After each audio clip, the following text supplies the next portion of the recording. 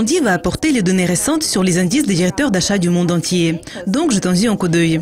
L'ordre du jour sera ouvert à minuit 30 lorsqu'une estimation préliminaire du PMI manufacturier du Japon pour juillet sera publiée. L'indice a chuté de 0,7 points en juin, car les commandes, les productions et l'emploi ont augmenté à un rythme plus lent. Les publications suivantes seront celles des PMI de juillet de plusieurs pays de la zone euro. L'indice de la France va paraître à 7 heures. Les données de l'Allemagne vont suivre une demi-heure plus tard. Et les PMI de la zone euro seront disponibles à 8 heures. Le PMI manufacturier a progressé plus que prévu en juin, soutenu par les données fortes de la France. Mais le PMI des services a légèrement reculé.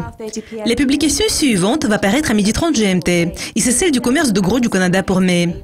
Les ventes ont progressé à un rythme assez fort en avril, soutenu par les gains dans les domaines des machines, des équipements et celui de l'approvisionnement.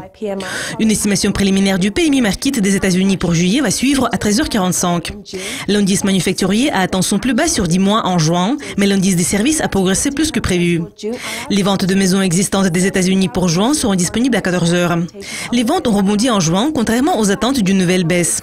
La Banque du Japon va publier le compte-rendu de ses réunions de juin avant 3h50. Comme la politique monétaire de la banque reste inchangée depuis plus d'1 an, le compte-rendu pourrait fournir au moins certains signes de son futur plan d'action. Je m'appelle Jessica Volker et cela conclut le calendrier économique pour lundi 24 juillet. Ne manquez pas notre prochaine révision de publication prévue pour mardi. Au revoir.